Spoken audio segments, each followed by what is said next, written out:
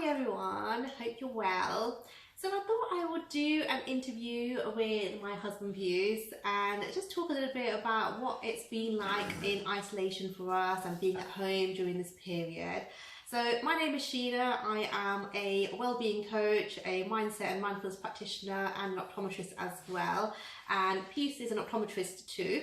So we've been in isolation for 14 days now and we are out of isolation tomorrow actually.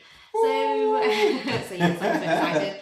So we just compiled a list of questions from family and friends and a couple from ourselves as well, just to show you what it's been like in our own experience at home. We've got two young girls who are 8 and 6, and obviously the dynamics have changed with all four of us being home for the last 14 days. So I thought it'd be nice just to share a few things with you and how we are personally finding it. And yeah, so I hope you enjoyed this little interview. So the first question is, which I'll ask you, Pius, is what have you found hard during this time? So what have you found hard?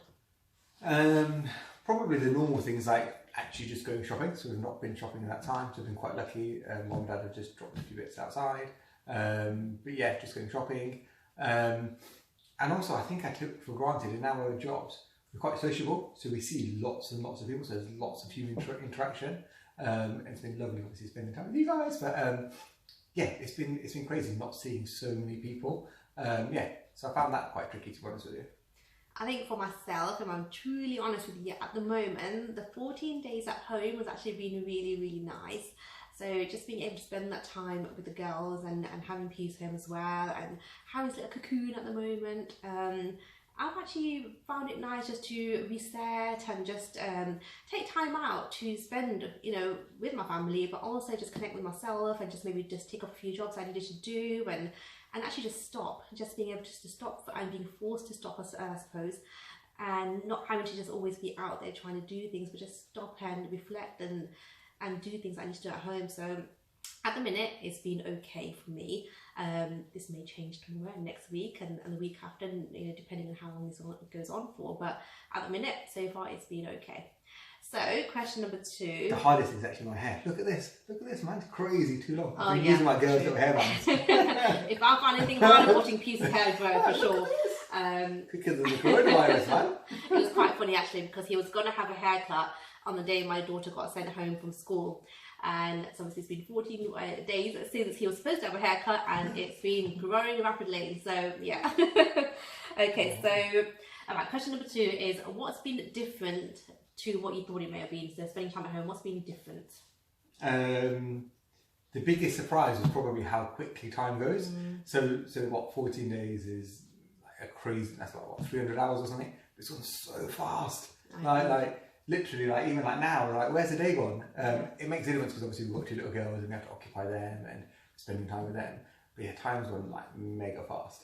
And I actually thought having the girls and having to occupy them would actually make things go a little slower in the sense that I don't know what to do because they get very entertained easily and they want to move on to the next thing. So I thought the days may drag, but actually it's exactly that, you know, from morning up until the end, the hours just seem to fly by. And whether that's because we've got things going on in terms of schoolwork and trying to do other bits and bobs in between as well. But yeah, the minute I wake up and the next minute it's dinner time, the next minute it's bedtime, and the days, yeah, I literally have flown by, which has actually surprised me and like you say yourself as well. So question number 3, this is exactly one for you. So what's been fun? What's been fun for you? Yeah, it's actually been like surprisingly, it's been actually quite nice to learn to cook. It's quite nice to actually learn to cook with the kids, and I think that's our little pet project that we're trying to do together. It's been really fun. So I thought, I wasn't sure what it would be like. It's actually, I think I get on quite well with like 6-year-olds and 8-year-olds. I think we understand each other quite well, so it's been wicked. And actually it's been really fun for me to watch him with the kids because he's very outgoing and very out there and quite energetic. So he's been making some dad diaries on Facebook, so he's been summarising the day and then doing a little summary video of them. And that has actually been really fun to watch. So whether he's out there gardening with him or doing a workout or cooking or whatever it is, just seeing him hang out with them, it's actually been fun for me to see as well. So yeah, that been has definitely been fun.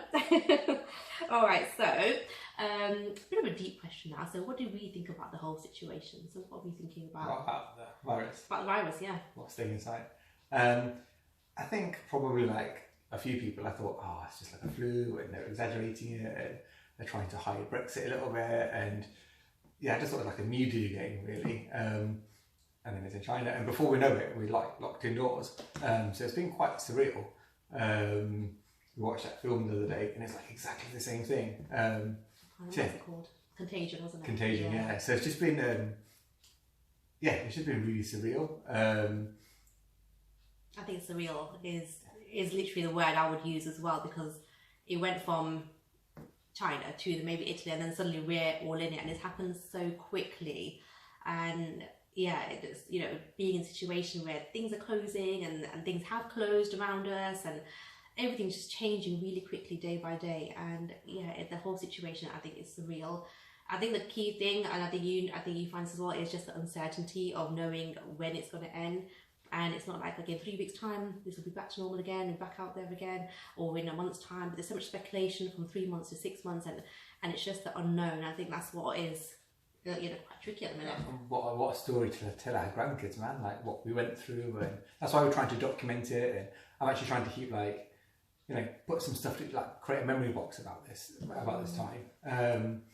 Yeah, and I've also appreciated, like, some of the frontline staff and the NHS staff, and I've got friends that are like GPs, and it's crazy they have to stay in hotels and they don't really get to see their families, and just their sacrifices that they make for us.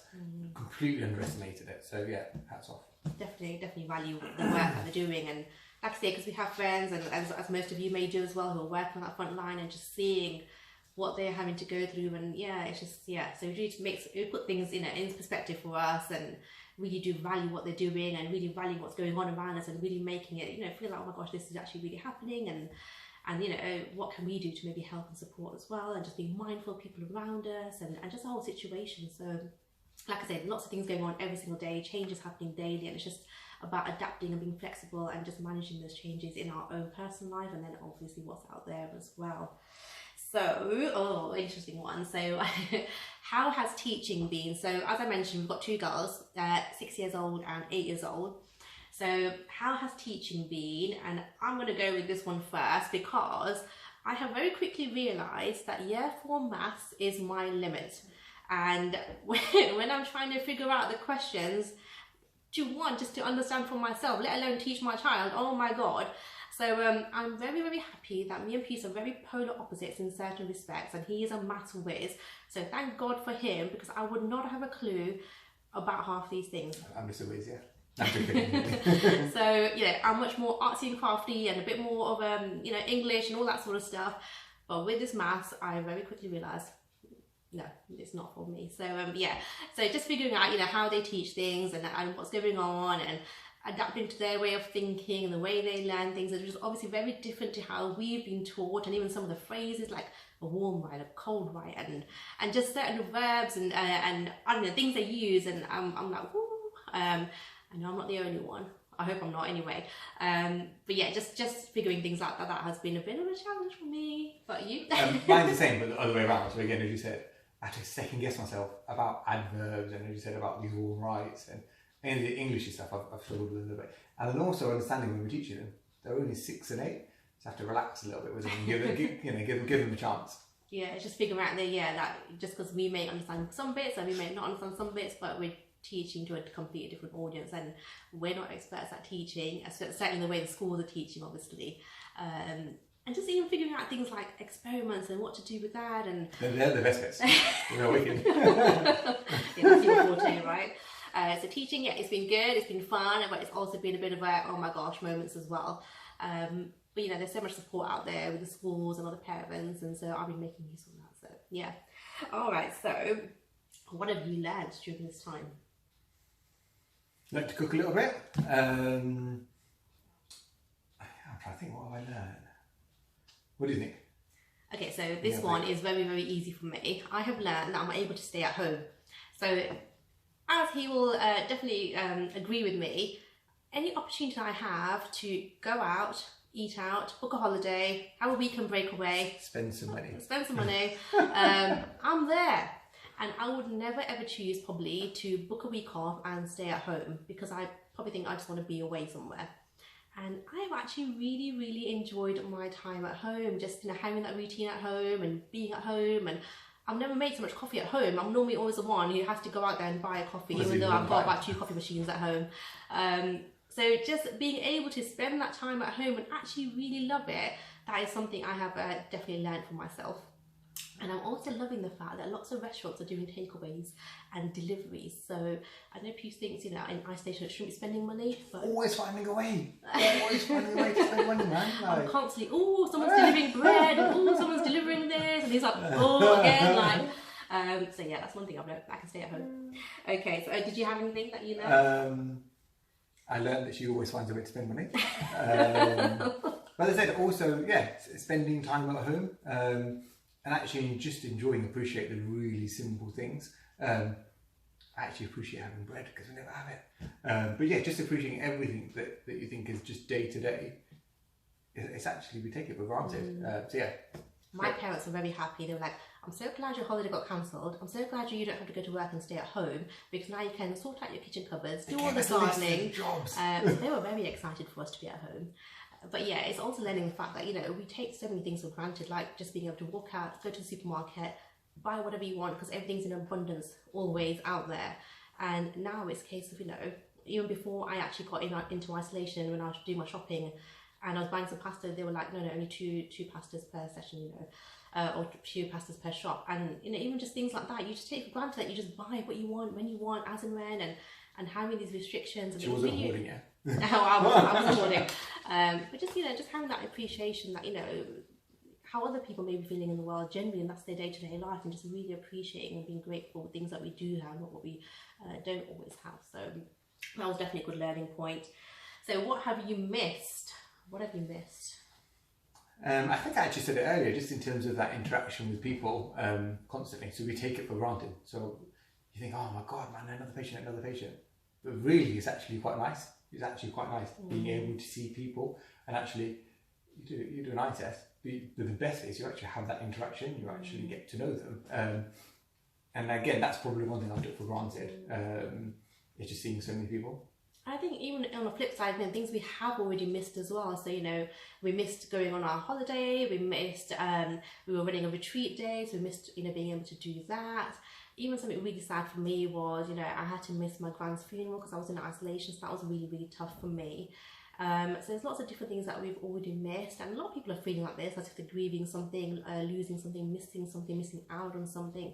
And I always say, no matter what it is, I've always had to just change my mindset and just reframe it. So yeah, I missed out on a trip maybe, but you know what? It's been great just to experience a trip at home, and I look forward to, maybe booking another trip later, or being able to connect with family much more. But just being able to connect with family like we wouldn't have, a bit more video calling, a bit more calling just generally, and emailing, and people that wouldn't normally even contact maybe, So on the flip side, I'm just trying to look at things in a positive way, in a different way, that we can actually make use of this time and connect with people that we wouldn't normally. So yeah, things have, we have missed things and we are missing things, but we just got to just flip it and see how we can change and reframe our thoughts and processes, I suppose. So it's a good point as well that you mentioned that we've not really mentioned missing our trip until now. Yeah. So it's a huge thing, it's a massive trip for us. But we've kind of taken the positives. We've not really focused on it, which has been great. Yeah, absolutely. All right. So, what do you worry about? Anything you're worrying about?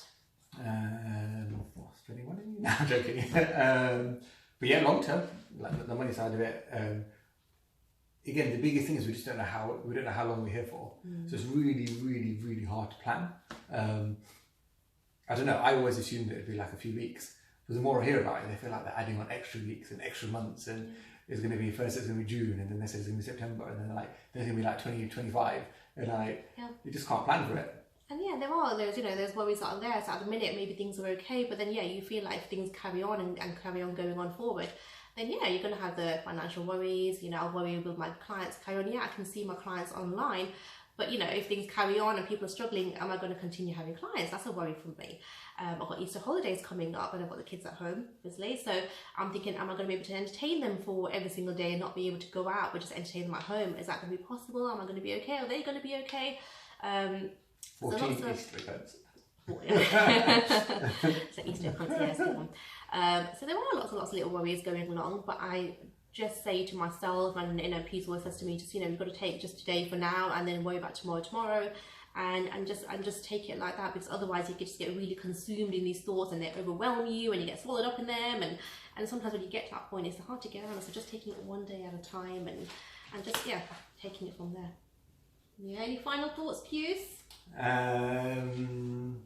Just be safe, look after yourselves. You're never ever going to be in a situation again, so just make the most of it. You're never going to be home and you're never going to have this time, and it's a once in a lifetime thing, so just make the most of it. Yeah, absolutely. Learn some new skills, connect more with your family and friends, and make most of all the opportunities that are home right now with you. Do all the list of jobs that you're always putting off, and but one thing, just stay connected. You're not alone in whatever you're feeling, whether it's positive or a little bit, worried or anxious or panicky, whatever you're feeling, you're not alone. There's so many people around you to connect with, so much help and support out there, and we're always here for you as well. Ooh, so, see us. So maybe not see us, but contact us. So we're here for you. So wishing you a very safe few days and going forward, and just keep in touch. Cool, perfect. Thanks, Peace. Thank you. Thanks a lot. All right.